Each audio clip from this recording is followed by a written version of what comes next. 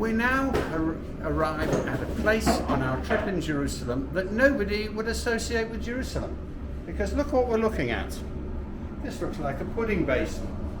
Jerusalem's not famous for puddings. And look at this octagon that's standing up. That pudding basin may not be removed, for here stands a tale. Like hundreds of similar other things that you will find in the centre of Jerusalem, this was once, wait a moment, Jerusalem's water supply. Now I've got to tell you something about Jerusalem and water. Jerusalem today is a capital city. It's been an important city for over 3,000 years. But one thing that Jerusalem is not on is on a river. There's no Thames flowing through, there's no Seine flowing through, right? And the nearest river system that you can see is many, many miles away. So where do the people of Jerusalem get their water from? And the answer is deep underground. At least that's where they got their water from in the 60s, until the 60s.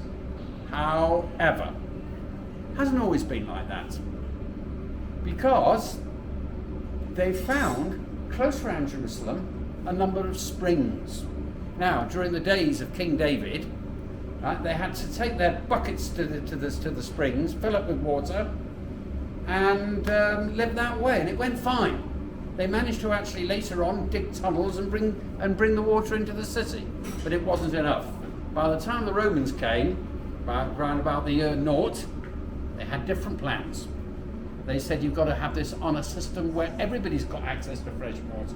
So they built aqueducts, pipes, so that Jerusalem, around about the year 0, actually had piped water. It was a long time until they get piped water again. You know why? Because until the 60s, this is where they got their water from. Now, 2 points. Point number 1 is that underneath Jerusalem is limestone.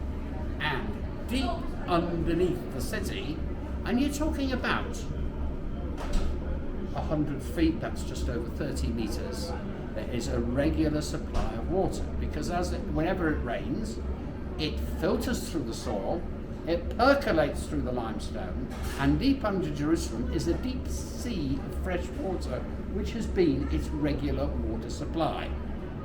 Fine.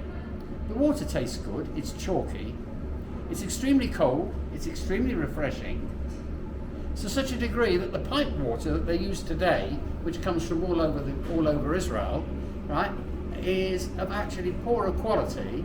So why aren't they still drinking from these wells today?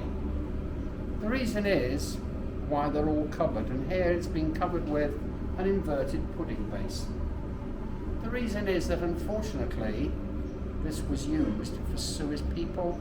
Often when they had enough of life, they would just kill themselves and throw themselves in the well.